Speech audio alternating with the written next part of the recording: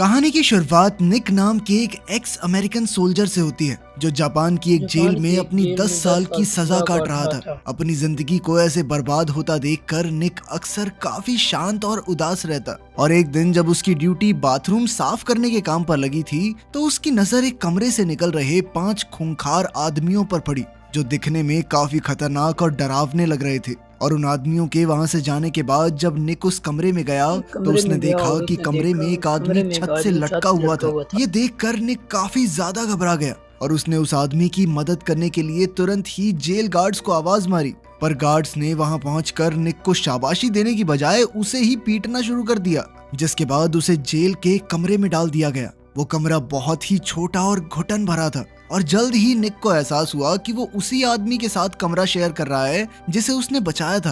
असल में उस आदमी का नाम क्योशी था जो शिरामित्सु गैंग का एक मेंबर था। साथ ही क्योशी ने बताया कि उसके पास जेल से भागने का प्लान है जिसमें उसे निक की मदद चाहिए थी और अगर निक इसमें उसकी मदद करेगा तो इसके बदले में निक को शिरामित्सु गैंग का सपोर्ट मिलने वाला था। असल में क्योशी के मुताबिक सबसे पहले उन्हें एक तेज धार औजार की जरूरत थी जिसे ढूंढने की जिम्मेदारी निक पर रहेगी। इसके बाद उसे इस तेज धार हथियार से क्योशी पर हमला करना होगा, जिसके बाद जेल गार्ड्स उसे हॉस्पिटल ले जाएं, जहां उसके गैंग के आदमी पहले से उनका इंतजार कर रहे होंगे। कुछ देर तक सोचने के बाद निक आखिरकार इस काम के लिए तैयार हो गया और उसे ये करने का मौका तब मिला जब सभी कैदियों को बाहर काम के लिए ले जाया गया। सही मौका मिलते ही निक ने एक पत्थर अपनी जेब में डाल लिया। अपने कमरे में आने के बाद उसने उस पत्थर की धार को तेज करना शुरू कर दिया, जिसके बाद क्योशी अपने अगले कदम के लिए पूरी तरह तैयार था। क्योशी को चोट लगने से पहले उसने निक को याद दिलाया कि उसे समय रहते गार्ड्स को इस हादसे के बारे में बताना होगा ताकि वो जिंदा बच जाए, वरना ज्यादा खून बह गया ना मैं यहीं मर जाऊंगा। और निक ने भी बिल्कुल ऐसा ही किया। जैसे ही क्योशी के शरीर से खून निकला, निक ने गार्ड्स को मदद के लिए बुला लिया, जिसके चलते क्योशी का प्लान पूरी तरह कामयाब हो गया। और इधर अगले दिन से जेल में निक का स्टेटस काफी बढ़ गया और शिरामित्सु गैंग के सपोर्ट के बाद से अब उसे जेल के नियमों के हिसाब से नहीं जीना पड़ता था और धीरे धीरे उसकी सजा भी काफी कम हो गई। थोड़े ही समय बाद वो जेल से आजाद भी हो गया, पर अब निक पूरी तरह से बदल चुका था। निक के जेल से निकलते ही उसने देखा कि एक गाड़ी पहले से उसका इंतजार कर रही थी और उसकी गाड़ी में बैठते ही वो लोग उसे सीधा शिरामित्सु गैंग के हेडक्वार्टर्स में ले गए, जहाँ गैंग के कुछ लीडर्स उसका इंतजार कर रहे थे। और निक से मिलते ही उन लोगों ने सबसे पहले क्योशी की मदद करने के लिए उसका धन्यवाद किया और फिर उसे उसका पहला काम दिया, जिसमें उसे एक अमेरिकन बिजनेसमैन से एक डील करनी थी। और इधर निक भी बिना कुछ सोचे इस काम के लिए तैयार हो गया।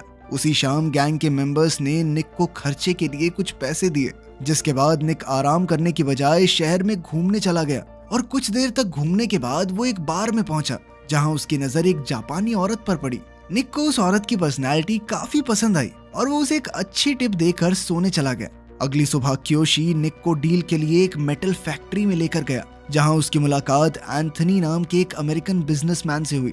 पर निक को वहां देखकर एंथनी कुछ खास खुश नहीं था और उसने निक को बुरा भला सुनाना शुरू कर दिया। साथ ही उसने बताया कि वो शिरामित्सु गैंग की कोई शर्त नहीं मानेगा, क्योंकि उसकी बात उनके विरोधी सीसु गैंग से भी चल रही है।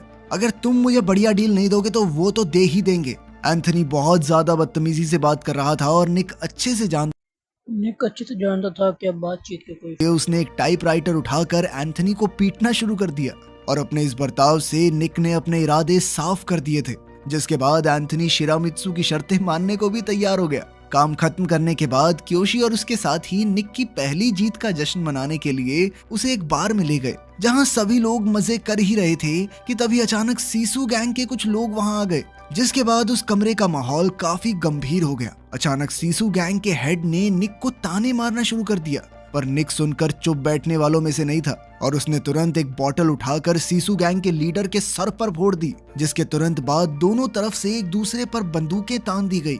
पर उस वक्त सीसु गैंग के पास कम आदमी मौजूद थे, जिसके चलते वो निक और उसके साथियों को सिर्फ धमकियां देकर वहां से चले गए। पर इधर निक ने अपने उबलते हुए गुस्से की बदौलत अपने शिरामित्सु साथियों का दिल और क्योशी का भरोसा दोनों एक साथ जीत लिया था, जिसके चलते क्योशी ने उसे रहने के लिए एक फ्लैट और याजुका क्लैन का हिस्सा बनने का ऑफर दिया, जिसके लिए निक तुरंत तैयार हो गया। कुछ दिनों बाद क्योशी ने उसे उसका दूसरा काम दिया, जिसमें उसे एक बार ओनर से मिलना था जो शिरामित्सु गैंग की बात नहीं मान रहा था। और इस बार भी निक ने उसी अंदाज से काम किया जिसके लिए वो फेमस था। इस बार क्योशी ने भी उसका साथ दिया और अपने इस